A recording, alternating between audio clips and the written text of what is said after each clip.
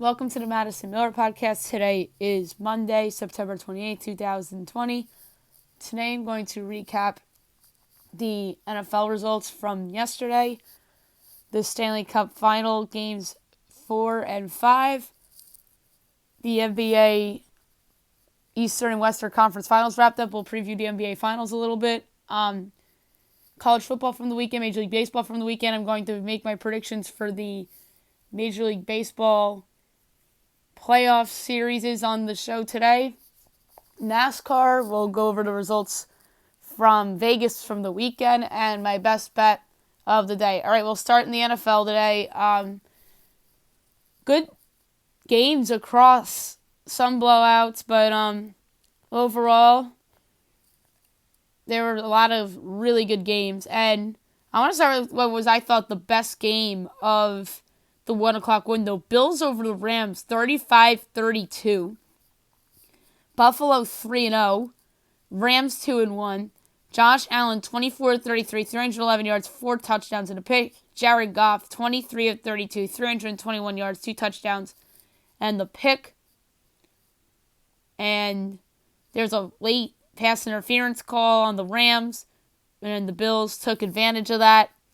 And after blowing a 28-3 lead, they come from behind and get the victory. And that was definitely like the signature moment of Josh Allen's career. For sure. Oh wait, they were down 32-20. Yeah, 32-28. And then Allen gets it done. And that was probably the best moment of his career so far in terms of the regular season, let alone playoffs. But what a win for Buffalo. And then the Rams, that's okay. I mean, you were due to lose a game. I mean, good on them for coming back to make this a game and taking the lead. Close, but no cigar.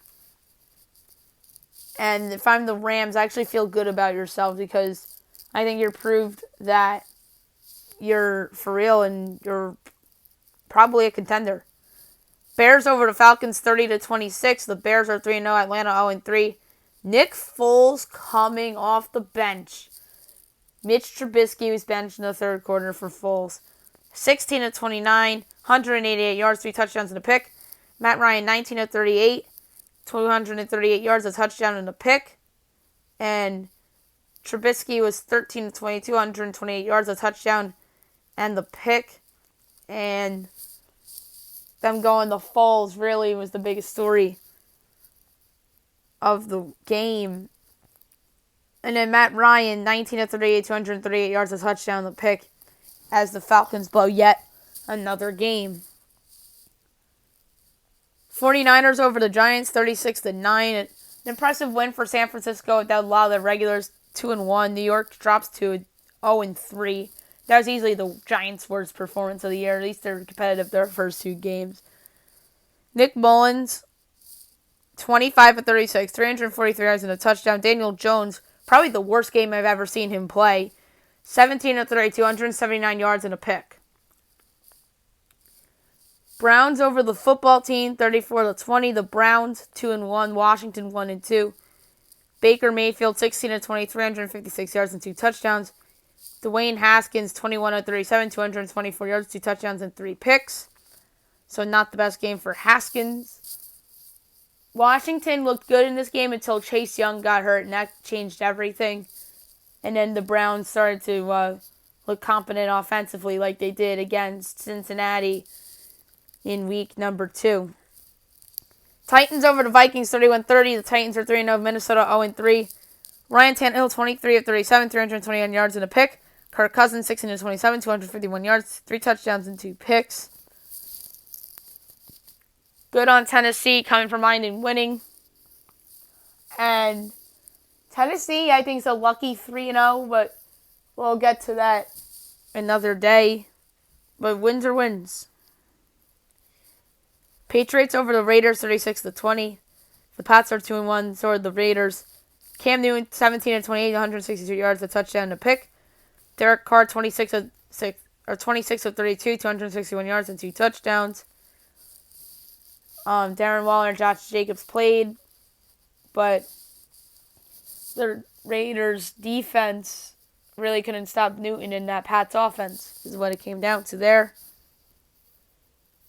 Eagles and the Bengals ended in a 23 tie. The NFL needs to get rid of ties, man. They're the worst, and it's just awful. Philly and Cincinnati are both 0-2-1. Joe Burrow, 31 of 44, 312 yards and 2 touchdowns. Carson Wentz, 29 of 47, 225 yards, a touchdown, and 2 picks. So Carson Wentz still leading the league in interceptions after 3 weeks.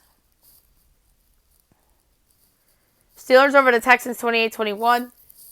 Pittsburgh 3-0, Houston 0-3. Ben Roethlisberger, 23 of 36, 327 yards, or 237 yards and 2 touchdowns. Deshaun Watson, 19 of 27, 264 yards, 2 touchdowns, and a pick. Watson definitely kept the Texans in it this time. They had the lead for a while, and then the Steeler defense turned it on in the second half. Colts over the Jets, 36-7. Now we're in the 4 o'clock window. Colts are 2-1, Jets are 0-3. Phil Rivers, 17 of 21, 217 yards and touchdown. And Sam Darnold continues to play terribly. 17 of 29, 168 yards, a touchdown, and 3 picks. He might have played worse than Daniel Jones. I thought Daniel Jones was horrible. Sam Darnold might have been worse than him. And Carson Wentz was up there, too, in terms of bad quarterback performances. Oh, and Gardner Minshew from Thursday night as well. Panthers over the Chargers, 21-16. A good win for Matt Rule, his first win as Panthers head coach. He's 1-2. Chargers are 1-2 as well. Teddy Bridgewater, 22 of 28, 235 yards and a touchdown. Justin Herbert, 13 of 49, 330 yards and a touchdown, and a pick. Bucks over the Broncos, 28-10. The Bucks are 2-1. Broncos 0-3. Tom Brady, probably his best game so far, 25 of 38, 297 yards and 3 touchdowns. And Jeff Driscoll, 17 of 30, 176 yards, a touchdown, and a pick. Lions over the Cardinals, 26-23. Lions 1-2, Arizona 2-1. Matt Stafford, 22 of 31, 270 yards, 2 touchdowns.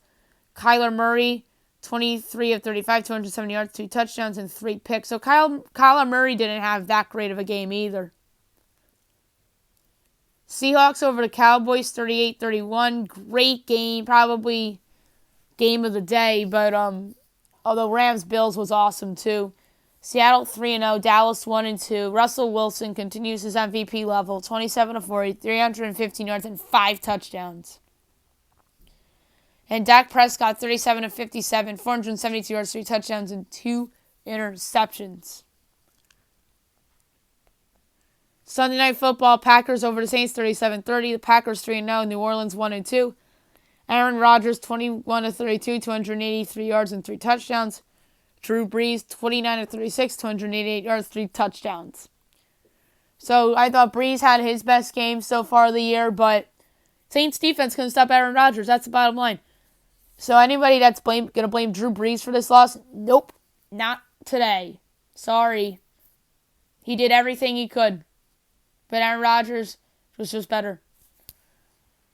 And now, the game of the year so far in the NFL. Your previous 2 MVPs going at it in Lamar Jackson and Patrick Mahomes, respectively. You have the Ravens and you have the Chiefs.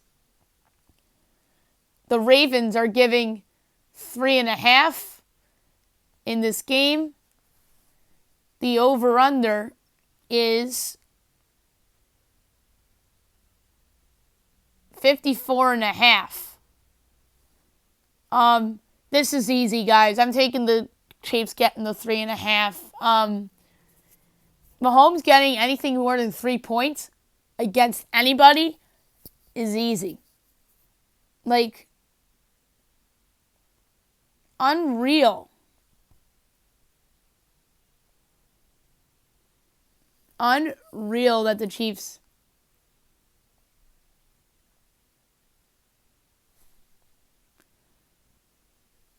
So, like, come freaking on. Like, I get it, Lamar won the MVP last year. And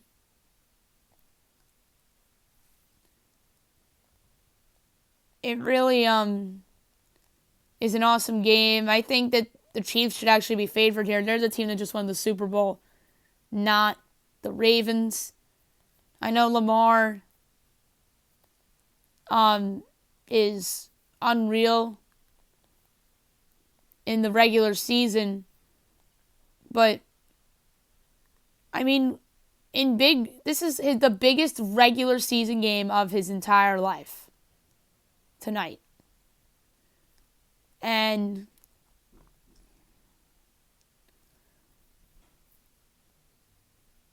all due respect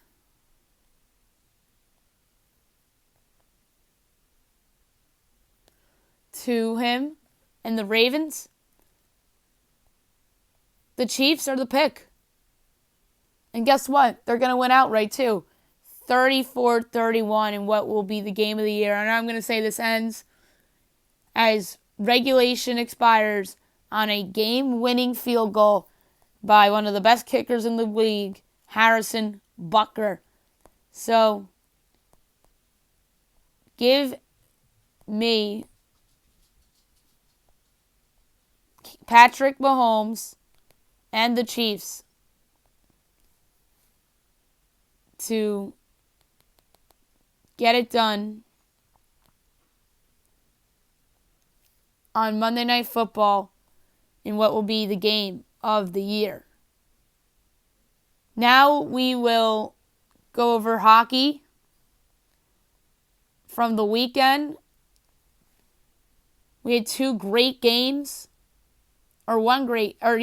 bad. There was Friday and Saturday. So Friday night, Lightning over the Stars, 5-4 in overtime as Tampa Bay took a 3-1 series lead. Overtime goal by Kevin Shattenkirk on the power play to get it done. He was the number 2 star of the game with that goal and an assist. The number 3 star with 2 goals was Joe Pavelski of Dallas. And the number 1 star of the game with the goal and assist was Alex Killorn. And it was a great game. Dallas got out to a strong start. John Klingberg's 4th of the postseason, 1-0. And then Joe Pavelski, his 11th of the postseason, 2-0. Braden Point, his 12th of the postseason, made it 2-1. Second period, Point ties it on the power play, 2-2, his 13th of the postseason. Corey Perry's 3rd of the postseason, made it 3-2 Dallas. And then Yanni Goudreau on the power play made it a 3-3 game.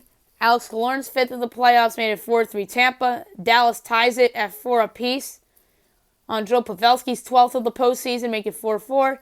And then Shattenkirk's 3rd of the postseason in overtime on the power play gave Tampa Bay the 5-4 victory.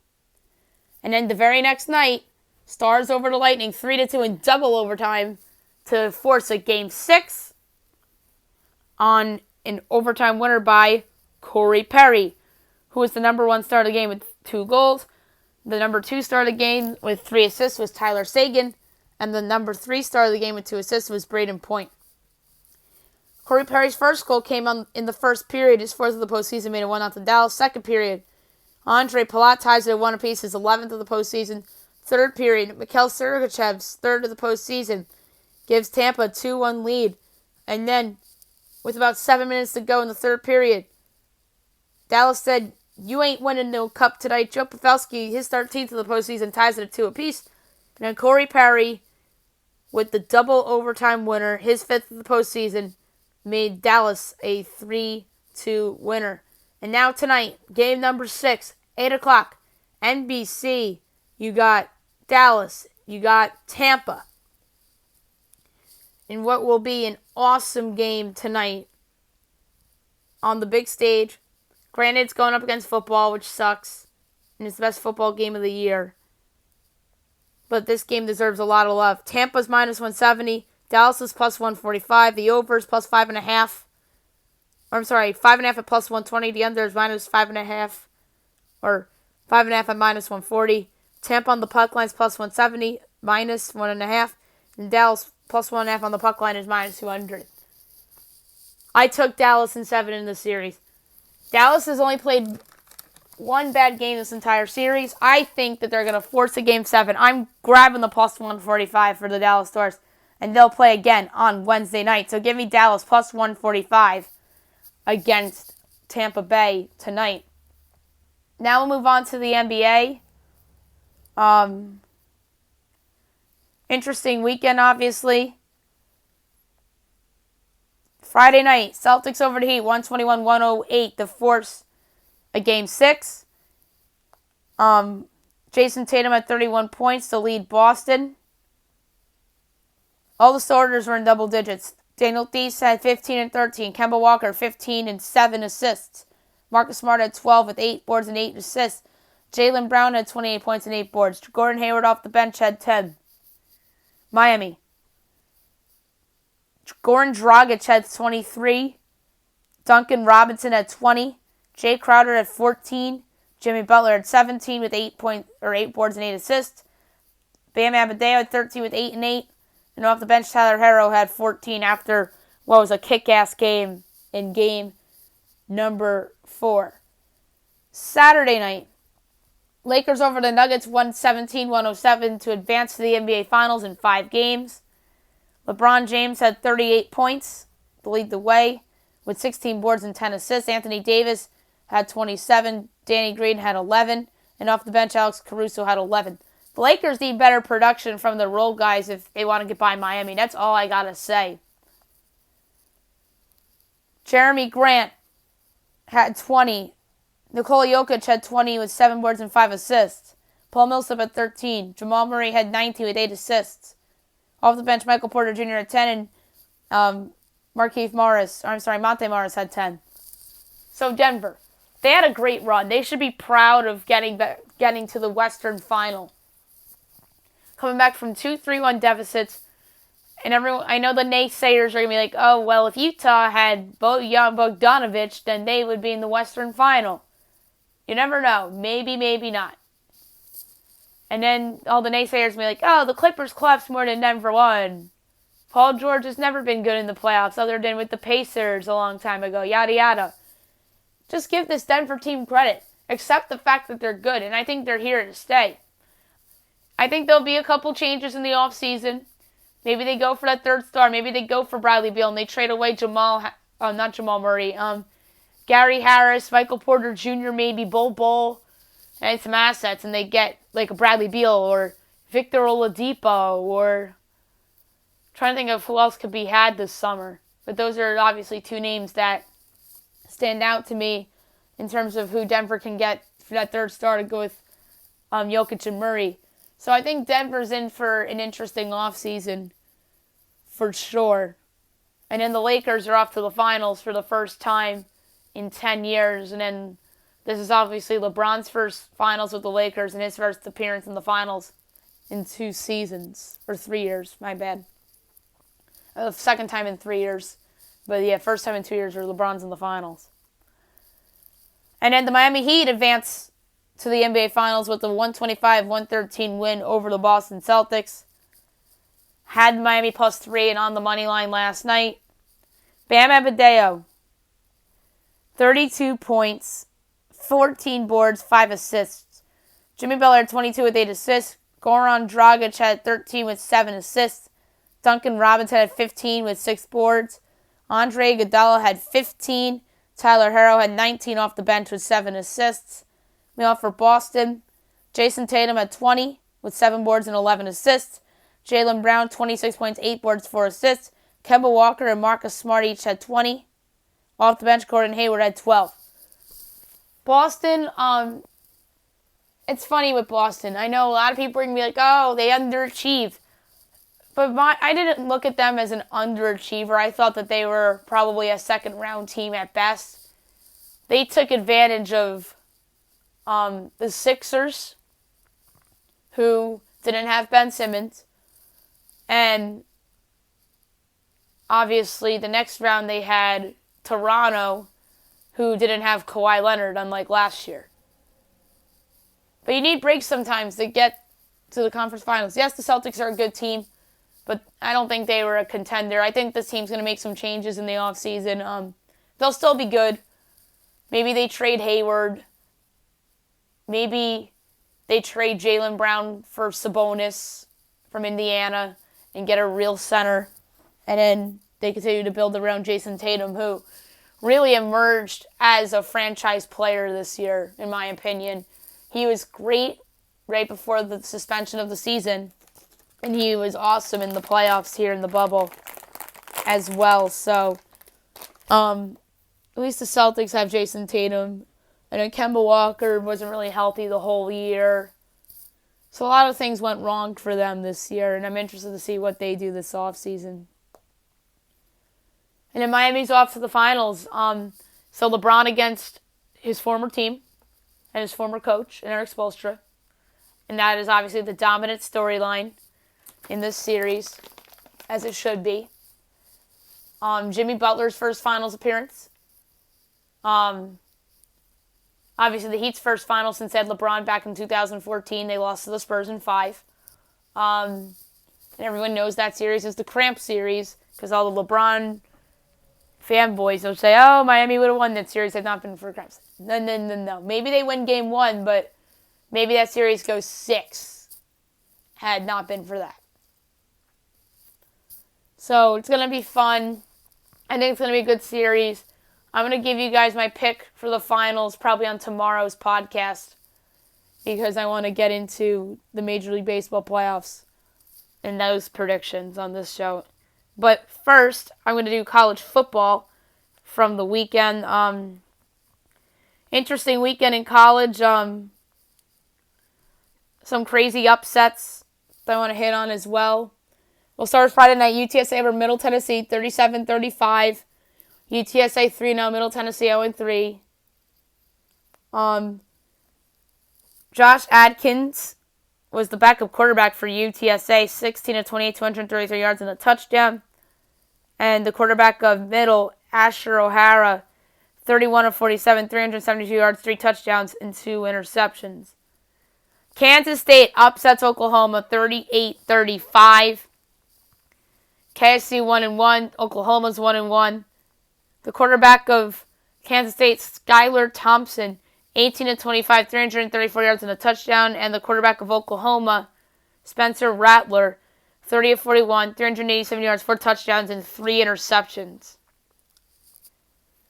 Number 5, Florida over Ole Miss, 51-35. Florida looked awesome. They're 1-0, Ole Miss 0-1. Kyle Trask, 30 of 42, and 416 yards and 6 touchdowns. Everyone and their brother is saying that this is this year's Joe Burrow.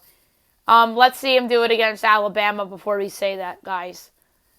And Matt Corral, 22 of 31, 395 yards, 3 touchdowns, and an interception. Number 8, Auburn over 23, Kentucky, 29-13. Auburn 1-0, Kentucky 0-1. Bo Nix, 16 of 27, 233 yards, 3 touchdowns. And Terry Wilson, 22 of 37, 239 yards, a touchdown, and an interception. Number 13, UCF over East Carolina, 51-28. UCF 2-0, ECU 0-1. The quarterback of UCF, Dylan Gabriel, 32 of 47, 408 yards, 4 touchdowns. And Holton Ahlers, 14 of 29, 215 yards, 3 touchdowns, and an interception. Number 19, Louisiana over Georgia Southern, 20-18. ULL should have lost again, but they're lucky enough to be 3-0. Georgia Southern 1-1. The quarterback of ULL, Levi Lewis, 18 of 32, 290 yards, a touchdown, the pick. And Shai Wertz, 11 of 18, 255 yards, a touchdown, and an interception. Number 21, Pitt over number 24, Louisville, 23-20. Pitt 3-0, Louisville 1-2. Kenny Pickett, 23 of 38, 220 yards, 2 touchdowns, and a pick. And Malik Cunningham, 9 of 21, 107 yards, a touchdown, and 3 picks. Syracuse upsets Georgia Tech, 37-20. Syracuse 1-2, Georgia Tech 1-2. Tommy DeVito, 194 yards, 2 touchdowns, and a pick, 13-24. And Jeff Sims, 13 of 28, 174 yards, a touchdown, and 4 interceptions. App State over Campbell, 52-21. App State 2-1, Campbell 0-3. Zane Thomas, 12 of 18, 131 yards. And Malik Williams, 7-19, 101 yards. Liberty over FIU, 36-34. Liberty 2-0, FIU 0-1. Malik Willis, 24-30, 285 yards and 2 touchdowns. And Stone Norton, 9-13, 120 yards and 2 touchdowns. Tulane over Southern Miss, 66-24. Tulane 2-1, Southern Miss 0-3. Michael Pratt, 8-18, 142 yards and 2 touchdowns. And Jake Abraham, 23-38, 299 yards, 2 touchdowns, and a pick. Iowa State over TCU, 37-34. Iowa State 1-1, TCU 0-1. Brock Purdy, 18-23, 211 yards and a touchdown. And Max Duggan, 16-19, 241 yards, 3 touchdowns, and a pick. Mississippi State upsets number 6 LSU, 44-34. Miss State 1-0, LSU 0-1. KJ Costello, could this be this year's Joe Burrow? 36 of 60, 623 yards, 5 touchdowns, and 2 picks. And the quarterback of LSU, Miles Brennan, 26 of 46, or 27 of 46, 345 yards, 3 touchdowns, and 2 interceptions. Number 8, Texas over Texas Tech, 63-56 in overtime. This was the game of the day in college football. Texas 2-0, Texas Tech 1-1. Texas Tech was up 56-41, and Texas rallied with 2 minutes left and tied it with the 2-point conversion. The forced overtime, Texas gets it done. Sam Ehlinger, 27 of 40, 260 yards, 5 touchdowns and a pick. And Alan Bowman, 31 of 52, 325 yards, 5 touchdowns, and 3 interceptions. Number 14, Cincinnati over number 22, Army, 24-10. Cincy 2-0, Army 2-1. Desmond Ridder, 18 of 33, 258 yards, 2 touchdowns and a pick. And Christian Anderson, 9 of 21, 94 yards and a pick, and 22 carries for 81 yards. Number 15, Oklahoma State over West Virginia, 27-13. OK State 2-0, West Virginia 1-1. The backup quarterback, Shane Illingworth, 15 of 21, 139 yards and a pick. Jarrett Dodge, 20 of 37, 285 yards and a touchdown. UTEP over UL Monroe, 31-6. UTEP 3-1, UL Monroe 0-3. Now I'm just going to go through the records and stuff because of time restrictions. Number 4, Georgia over Arkansas, 37-10. Georgia 1-0, Arkansas 0-1. Virginia over Duke, 38-20. Virginia 1-0, Duke 0-3. BC over Texas State, 24-21. That was a bad bet. BC 2-0, Texas 1-3, or Texas State. Number 2, Alabama over Mizzou, 38-19. Alabama 1-0, Mizzou 0-1. Louisiana Tech over Houston Baptist, 66-38. La Tech 2-0, Houston Baptist 0-3. SMU over Stephen F. Austin, 50-7. SMU 3-0, Stephen F. Austin 0-3. Number 10, Texas A&M over Vandy, 17-12. Texas A&M 1-0, Vandy 0-1. Number 12, Miami over Florida State, 52-10. Miami 3-0. Florida State 0-2. Number 16, Tennessee over South Carolina, 31-27. Tennessee 1-0, South Carolina 0-1. Baylor over Kansas, 47-14. Baylor 1-0, Kansas 0-2. Number 20, Virginia Tech over NC State, 45-24. Va Tech 1-0, NC State 1-1. And number 18, BYU over Troy, 48-7. That was a bad bet by me. BYU 2-0, Troy 1-1. Number 7, Notre Dame, Wake Forest, Georgia State, Charlotte, Tulsa, Arkansas, USF, FAU, and North Texas, Houston, all postponed due to COVID-19.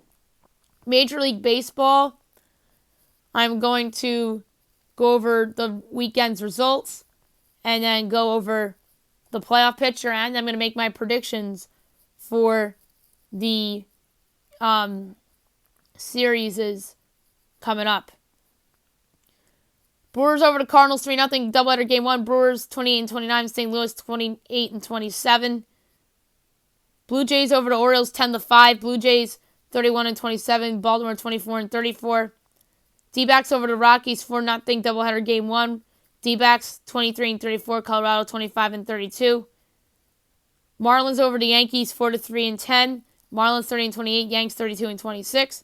Rays over the Phillies, 6-4. Rays 38-20. Phils 28-30. Braves over the Red Sox, 8-7-11. Braves 35-23. Boston 22-36. Indians over the Pirates, 4-3. Indians 34-24. Pittsburgh 18-40. Giants over the Pods, 5-4 doubleheader game 1. Giants 28-9-28. San Diego 34-23. Cubs over the White Sox, 10-0. Cubs 33-25. Chicago 34-24, meaning the White Sox. Royals over the Tigers, 3-2. Royals 25-33. Detroit 22-34. Rangers over the Astros, 5-4-10. Texas 20-38. Houston 29-29. Reds over the Twins, 7-2. Reds 30-28. Minnesota 35-23. As the Reds clinched. Cards over the Brewers, 9-1 in doubleheader game 2. St. Louis 29-27. Milwaukee 28-30. Dodgers over the Angels, 9-5. Dodgers 41-17. Angels 26-32. A's over the Mariners, 3-1-10. Walk-off homer by Mark Canha. Oakland 35-22. Seattle 25-32. 35-22 is Oakland. I said Seattle's record for Oakland by mistake. D-backs over the Rockies, 11-5 in doubleheader game 2. Arizona 24-34. Colorado 25-33. Pods over the Giants, 6-5 doubleheader game number 2. San Diego 35-23. San Fran 29-29. Walk-off homer Trent Grisham. And then Mets-Nats was postponed until Saturday. Yanks over the Marlins, 11-4. Yanks 33-26. Miami 30-29. Nats over the Mets, 4-3-7. Doubleheader game 1. Nats 24-34. Mets 26-32. Mariners over the Athletics, 5-1-8. Mariners 26-32. Oakland 35-23. Nats over the Mets, 5-3-7. Doubleheader game 2. Nats 25-34. Mets 26-33. Blue Jays over the Orioles, 5-2. The Blue Jays 32-27. Baltimore 24-35. Tigers over the Royals, 4-3. Detroit 23-34. KC 25-34. Rangers over the Astros, 6-1. Rangers 21-38. Houston 29-30. Brewers over the Cardinals, 3-0. Brewers 29-30. St. Louis 29-28. Rays over the Phillies, 4-3. Tampa 39-20. Philly 28-31. Red Sox over the Braves, 8-2. Red Sox 23-36. Atlanta 35-24. White Sox over the Cubs, 9-5. White Sox 35-24. Chicago Cubs 33-26. Pirates over the Indians, 8-0. Pirates 19-20 or 19-40. Cleveland 34-25. Twins over the Reds, 7-3. The Twins 36-23. Cincinnati 30-29. Mariners over the East, 12-3 doubleheader game 2. Mariners 27-32. Oakland 35-24. Rockies over the D-backs, 10-3. Rockies 26-33. Arizona 24-35. Dodgers over the Angels, 7-6. Dodgers 42-17. Angels 26-33. Pods over the Giants, 6-2. The Pods 36-23. San Fran 25-30. 29-30. And then Sunday, Marlins over the Yanks, 5-0. Marlins clinched the 6th seed, 31-29. Yanks 33-27. They're the 5 seed in the AL. Royals over the Tigers, 3-1. KC 26-34. Detroit 23-35. Pods over the Giants, 5-4. Padres lock into the 4 seed, 37-23. San Fran 29-31. They're out of the playoffs. Rangers over the A's, 8-4. Rangers 22-38. Houston 29-31. Nats over the Mets, 15-5. And both teams finished with the record of 26-34. Orioles beat the Blue Jays 7-5. Orioles 25-35. Toronto 32-28. They lock into the 8th seed because they lost. If had they won, they would have been playing Cleveland. And the Yankees would have been playing the Rays. D-backs over the Rockies, 11-3. D-backs 25-35. Colorado 26-34. Red Sox over the Braves 9-1. Boston 24-36. Atlanta 35-25. Cubs over the White Sox 10-8. Cubs 34-26. And the White Sox 35-25. Indians over the Pirates 8-6. Cleveland comes from behind and wins. Cleveland 35-25. Pittsburgh 19-41. So Cleveland is your 4th seed in the American League. Dodgers over the Angels 5-0. The Dodgers 43-17. LA 26-34. Reds over the Twins by a score of 5-3-10. Reds 31-29. Hit the go-ahead homer. I misread. I'm sorry. Go ahead. Single by Tucker Barnhart. 31-29. They're your 17. Minnesota's 36-24. They're your 3 seed. A's over the Mariners 6-2. The A's 36-24. They're your 2 seed. Seattle 27-33. Rays over the Phillies 5-0. The Rays are 40-20. Philly 28-32. So no Phillies in the postseason in Joe Girardi's first year. Cardinals over the Brewers 5-2. Brewers 30-28. Cardinals 30-28. Brewers 29-31. So the Brewers are your 8 seed. They'll play the Dodgers, and St. Louis, courtesy of percentage points, is your 5 seed and will be playing the Milwaukee Brewers. Be playing the San Diego Padres. What am I saying? All right, the wild card series. We'll start in the American League. We'll do in seeding order. So the 1 is your Tampa Bay Rays. The 8th, the Toronto Blue Jays. Tampa had a good year, won the American League East, left the 1 seed in the AL. They should be proud of themselves. They've had injuries throughout the year, especially in their rotation, but they overcame them and played their model and their good defense in low-scoring games to get the 1 seed. Toronto has been perhaps the American League's biggest surprise this year, sneaking in there as the 8 seed. Some people thought it was possible due to progression by young players and some additions they made in the offseason, Hyunjin Ryu and among them. So the playoff rotation, so Hyunjin Ryu and Blake Snell in Game 1. Game 2 would be Tyler Glasnow and maybe Tanner Peterson. And then Game 3 would be Charlie Morton.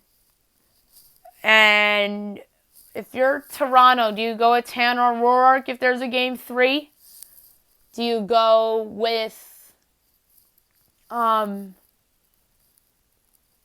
who came over at the deadline? Robbie Ray? They're probably going to go, if I'm them, I'd go Pearson Game 2, Robbie Ray Game 3, but they're probably going to go Robbie Ray Game 2, Pearson Game 3. But we'll see. He should be okay to go for the postseason. But that said, it's the pick's Rays in 2. I'm sorry. The Rays are just better than Toronto. They're going to pitch better than Toronto. No Austin Meadows, I think, might come back to haunt them in a later series. But they can survive a Blue Jays team that I think is a year away from being a real threat in the American League, or maybe 2 years away. But I think Charlie Montoyo should be in the conversation for the American League Manager of the Year for the job he's done. But I think Kevin Cash and the Rays get it done, and they'll sweep them. All right, your 2-7. Your 2 seed is the Oakland Athletics, and your 3 seed is the Chicago White Sox. Your pitching matchups. Game 1, Lucas Giolito and Sean Manaea for Oakland, you would think. Game number 2 would be Dallas Keuchel against, if you're Oakland, maybe Frankie Montas or Mike Fiers or Jesus Luzardo. So I would go Sean Manaea Game 1. That's someone that's been there and done that in big spots. Got the no-hitter against the Red Sox on his resume. And then Fiers started the wild card game, so he's been in big games before. But Jesus Luzardo, I'd go game 2. And then in game number 3, we don't know the pitching matchup. I would go Dylan Cease and Frankie Montas. Frankie Montas pitching in the series would be awesome because he was an ex-White Sox prospect, someone who the White Sox probably shouldn't have traded away. So that's a fun subplot. No Matt Chapman, I think, is going to hurt the Athletics offense. The White Sox were a team that literally slumped their way into the playoffs. I don't like the way they've played. But I think the injury to Matt Chapman is a big deal. A.J. Puke being out for Oakland this season I think, will eventually hurt them at some point.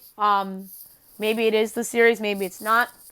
The White Sox bullpen is worrisome, obviously. They should have went out and traded for a reliever. Oakland's bullpen's pretty good, Liam Hendricks, and they have some other guys that have been in big games before. The safe pick is probably Athletics in 3, but no Matt Chapman really, really worries me. I know Jake Lamb has played well, but Jake Lamb really isn't that good. Like, Jake Lamb was probably one of the more overrated prospects I've ever seen. I'm picking the White Sox in 3. Do I feel good about it? No, but it's 2020. Wacky shit has happened all year. Give me White Sox in 3 as they'll advance to the division series. Your 3-6, what I think is, I don't think this is a good series, but I think that this has a chance. Astros, Twins. Twins are your 3. The Astros are your 6. And they're probably the worst team that's in the American League playoffs because they don't have Justin Verlander, who is obviously getting Tommy John surgery.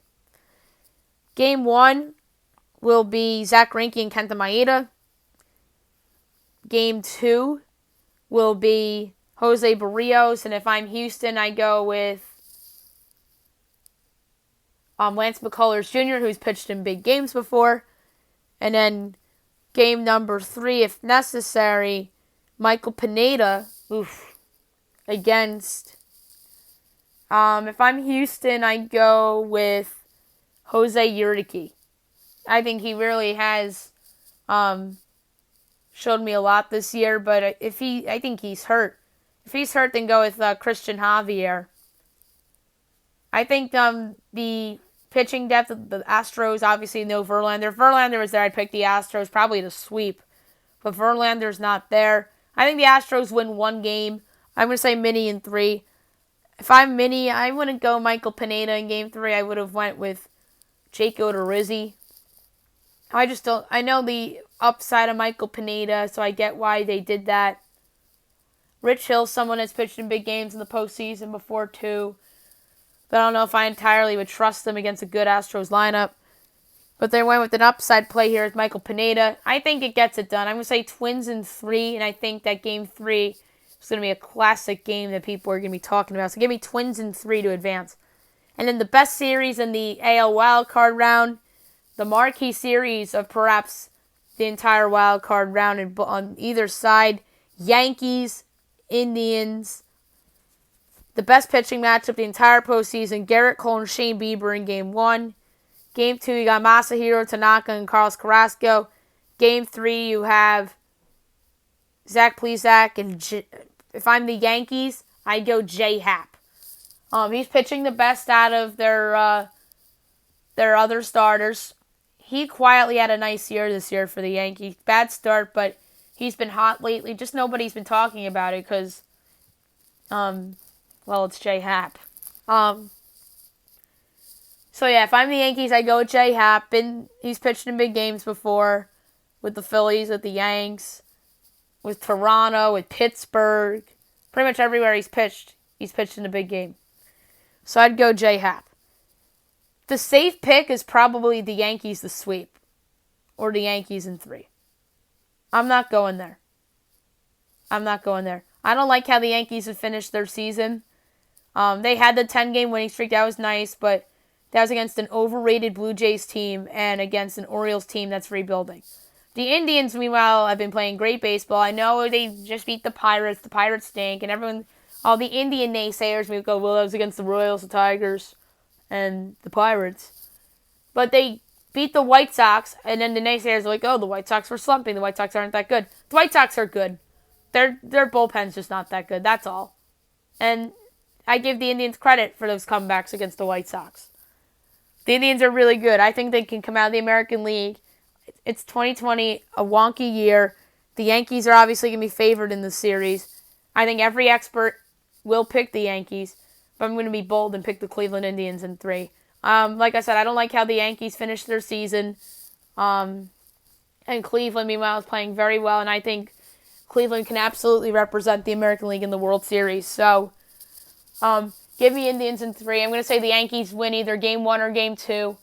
And then the other between Game 1 and Game 2 is going to be the game where Cleveland wins like 2-1 and the Yankee offense can't do shit against either Shane Bieber or Carlos Carrasco. And then Game 3, I'm going to say, is the game where it's high scoring and the Yankees go to their bullpen and it implodes. No, it won't be like 18-1 against the Red Sox in 2018. But I could see it playing out similar to the non-challenge game that they had a couple years back with Joe Girardi, which almost cost them the series against the Indians 3 years ago. So that's the other crazy subplot, that this is a rematch of 3 years ago in which the Yankees came back from 2-0 down to win in 5, in which the Yankees should have won in 4 because of the stupid non-challenge by Joe Girardi. But that's another story for another day. There's a lot of postseason rematches in the postseason, but Yanks Indians is certainly one of them. So give me the Indians in 3. Do I feel good about it? No. But give me the Indians in that series in 3 games. National League. Your 1-8. The Dodgers are your 1. The Brewers are your 8. You got Walker Buehler in Game 1. Milwaukee. Corbin Burns is injured. That's a big loss. They'll probably go with Brandon Woodruff in Game 1. And then Game 2, you got Clayton Kershaw. And then Milwaukee will probably go with Brett Anderson. And then game number 3, if necessary, Dodgers will probably go with Dustin May, who's been awesome this year. And then Milwaukee will probably go with an opener. They really don't have many choices. Maybe Josh Lindblom, who's been okay this year. That's probably where they'll go. No Corbin Burns is a huge loss for them. He really had a breakout year for Milwaukee this year to help them get where they are. The picks Dodgers in 2. This is the worst series of the first round. I mean, Blue Jays, Tampa's bad too, but this is awful. I think the Blue Jays have a better chance of winning a game than the Brewers do. And it's not close because, well, the Dodgers are better than the Rays too. So that has something to do with it. So, give me Dodgers in a gentleman's sweep in that series. All right, your 2-7. Your 2 seed is the Atlanta Braves. Your 3 seed is the Cincinnati Reds. Obviously, the AL series is start on Tuesday. The NL series is start on Wednesday. Game 1, you got Trevor Bauer, Max Fried. Game number 2 of the series, you got Luis Castillo. And for Atlanta, they'll probably go, if I'm them, I'd go Cole Hamels. Get the experienced guy that's been in big games before in there for Game 2. Then in Game 3, if necessary, it'll be Sonny Gray. And if I'm Atlanta, I'd go with Ian Anderson, who's been pretty good for them this year. It just sucks they don't have Mike Soroka. Or else I think their playoffs will look entirely different. And Max Fried isn't even 100%. I'm going with the Reds in 3. So I think both 7 seeds will advance, which is ironic. An underachieving team in the Reds, and then the White Sox, who overachieved the majority of the season, had a late season collapse to finish in 7th. So give me the Reds in 3 in this series. I think that their pitching will get it done for them. And then your 6-3, your 3 is the Chicago Cubs, your 6 is the Miami Marlins. We don't have pitching matchups yet in this series. Game number 1, I would go Kyle Hendricks and then Sixto Sanchez if I'm Miami. Game number 2, I would go, if I'm the Cubs, you go Yu Darvish. And then if you're Miami, go Pablo Lopez, who pitched very well over the weekend. Oh, wait a minute. Pablo Lopez pitched on Sunday, didn't he?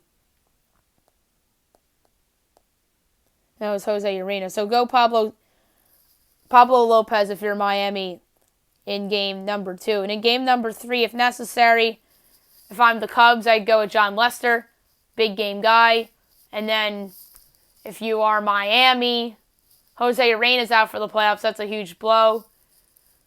Trevor Rogers pitched well. I would go Braxton Garrett. He's pitched a little better than Trevor Rogers. Trevor Rogers hasn't really all been that good. I roll the dice with Braxton Garrett there.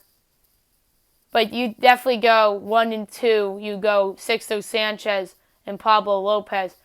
Or you go Sandy Alcantara, who's been pretty good for Miami as well.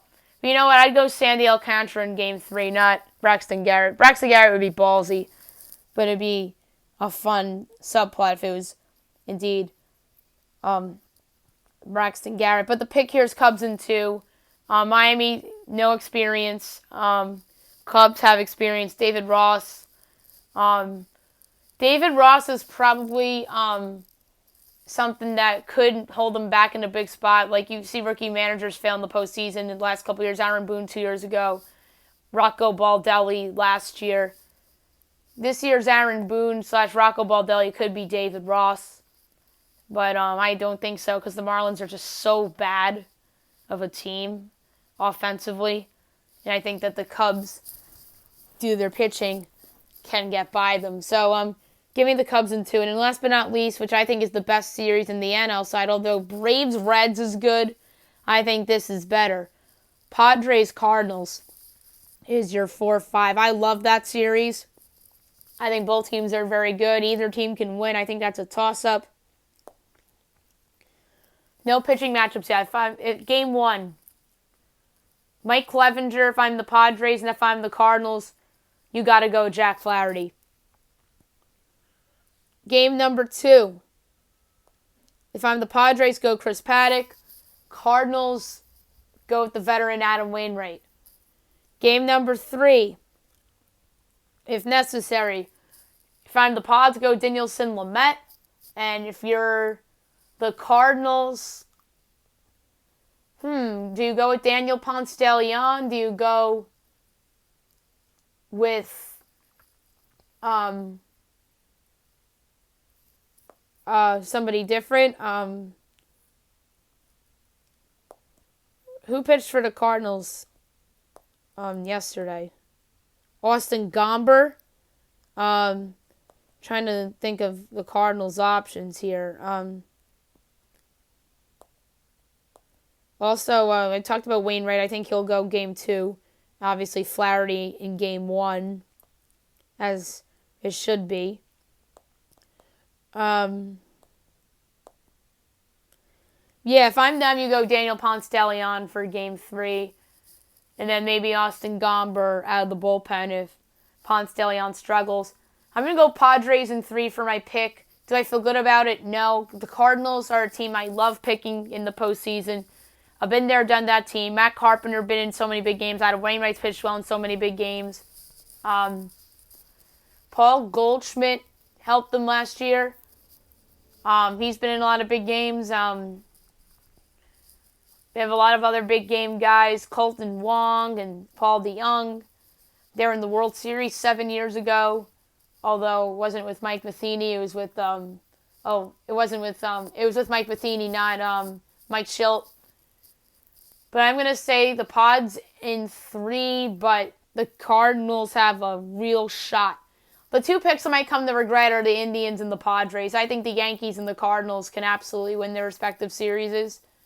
And I'm probably going to come to regret the White Sox A's pick, because I think the A's can win, but Matt Chapman to me is too big of a loss to overcome.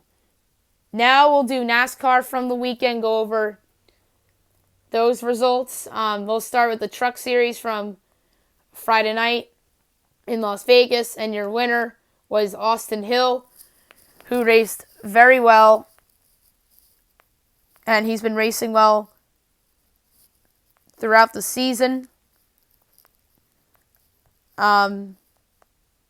So it's not a surprise that he won the race.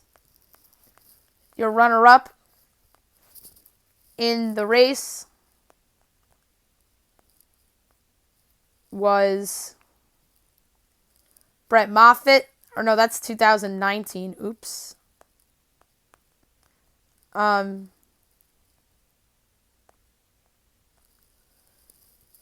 to find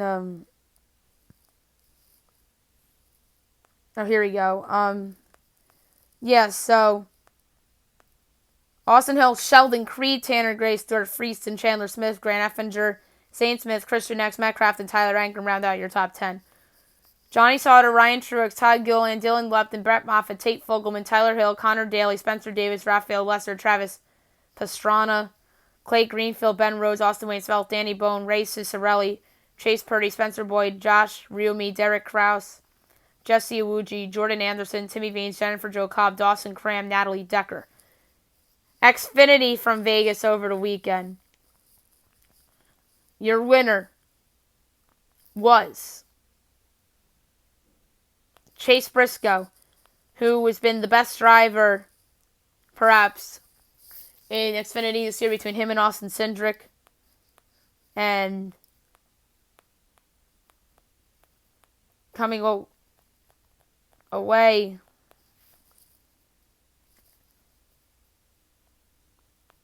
with the victory, like I said, was Briscoe. Noah Gragson was my pick. He came in second. Daniel Hemrick, Justin Allgaier, Ryan Sieg round out the top 5. Austin Cindric, Michael Annette, Anthony Alfredo, Harrison Burton, Justin Haley round out the top 10. Brendan Jones, Riley Herbst, Jeremy Clements, Brett Moffitt, Brendan Brown, Ross Chase, Austin Hill, Josh Williams, Matt Snyder, Stephen Parsons, Colby Howard, Tommy Joe Martins, Jesse Little, Gary Golding, Bailey Curry, BJ McLeod, Joe Graff Jr., Timmy Hill, Dexter Bean, Matt Mills, Cody Vanderwell, Alex Lab, Jeffrey Earnhardt, Vinnie Miller, Chad Fincham, and Kyle Weatherman. And now the Cup Series results from yesterday from Las Vegas, and your winner, Kurt Busch in round of 12 opener in Vegas overtime. Good for Kurt Busch. He's had some good history in Vegas. That's a huge win for him. Matt DiBenedetto, Danny Hamlin, Martin Truex Jr., Alex Bowman round out the top 5. Kyle Busch, Ryan Blaney, Eric Jones, Chris Buescher, Kevin Harvick round out the top 10. Jimmy Johnson, Clint Boyer, Brad Keselowski, Joey Logano, Ryan Newman, Cole Cussett, Eric Almirola, Matt Kenseth, Ryan Preece, John Hunter Nemechek, Michael McDowell, Chase Elliott, disappointing 22nd, Ricky Stenhouse Jr., Chris Bell, William Byron, Ty Dillon, Corey LaJoie, Bubba Wallace, Daniel Hemrick, Brennan Poole, Gary Galding, Austin Dillon, J.J. Geely, Quinn Houff, Josh Gase, Josh Bilicki, Timmy Hill, Tyler Riddick, and Chad Fincham. So, a good race. Kurt Busch in overtime. Good for him. He deserves it. He really hasn't had that great of a season, and luckily he comes away a winner for him.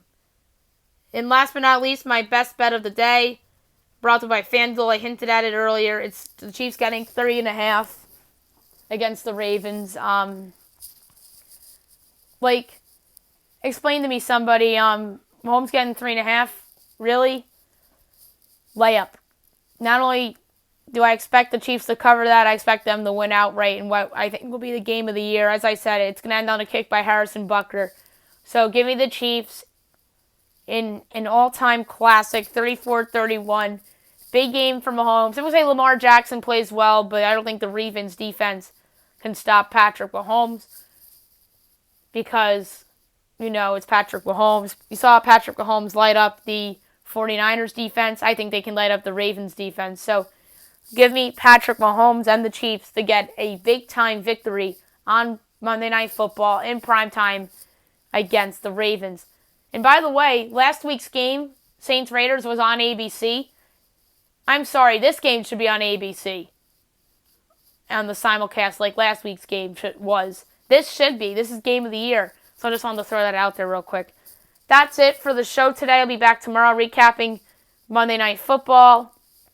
And obviously Stanley Cup. We'll give out picks for the baseball playoff games, the American League series that begin tomorrow. We'll pick the NBA Finals as well. And then we'll talk a little TV as well, Dancing with the Stars results happening tomorrow night as well. And maybe a little debate talk. We'll see. So have a great day, everybody.